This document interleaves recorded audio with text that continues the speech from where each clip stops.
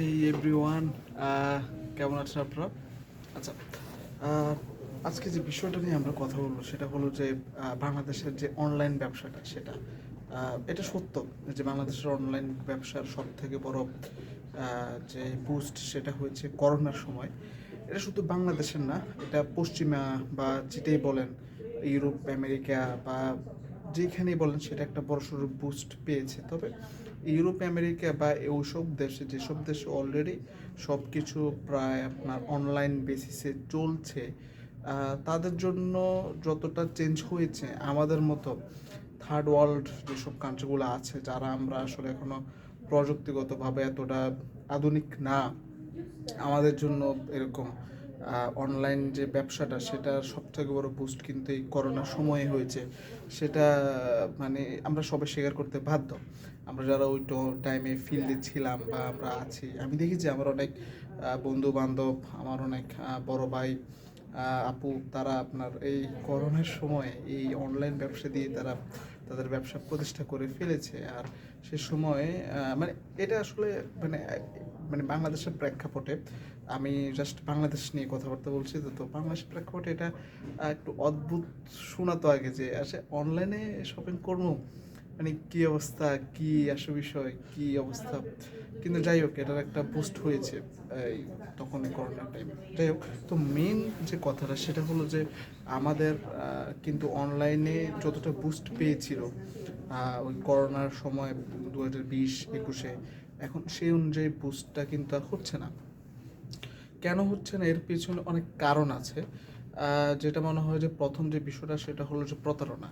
হ্যাঁ, প্রতারণাটা মানে এটা যে শুধুমাত্র আপনার আহ, মানে একটা পক্ষ থেকে হয় ব্যাপারটা তা না, এটা দুইটা পক্ষ থেকেই হয়। এটা আপনার কাস্টমার থেকেও হয়, এটা আপনার যে কোম্পানি তাদের থেকেও হয়, দুই পক্ষ থেকেই এই প্রতারণাটা হয়। কাস্টমারদের থেকে প্রতারণাটা হয় কি যে তারা অনেক কিছু করে আপনার, মানে ভুং ভাং, তারা পেমেন্ট নিয়ে ঝামেলা করে, বা পেমেন্ট ঠিকঠাকভাবে দিলেও তারা তেমন একটা প্রোডাক্ট নিল, শুধু শুধু কোনো একটা ড্যামেজ করে তারা এটা আবার ব্যাক দিতে চাইলো এরকম। আর কোম্পানি করে কি আপনার অনেক টাইমে এক কোয়ালিটির প্রোডাক্ট দেখে অনেক অন্য কোয়ালিটির প্রোডাক্ট তারা দিয়ে দেয়।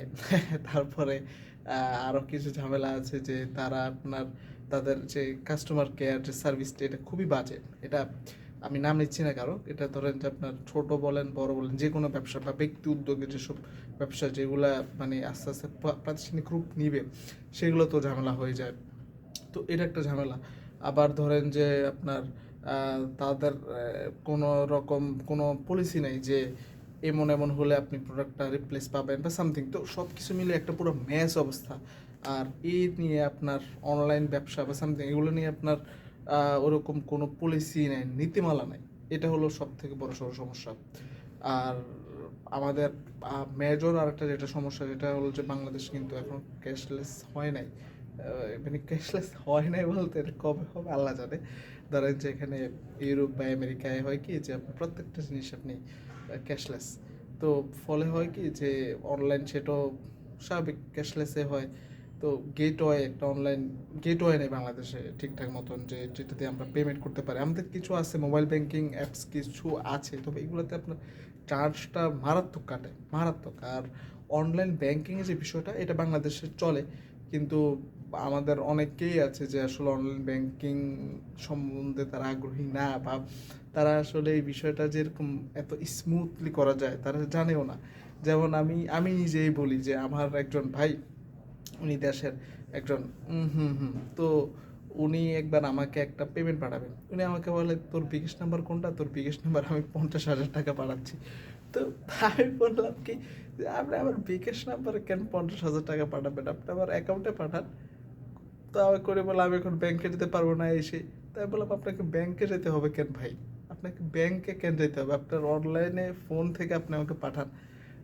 তো আমাকে বলে না আমার তো ফোনে এটা ইনস্টল, আমি ফোনে তবদা হয়ে গেছিলাম, আরে কি কয়।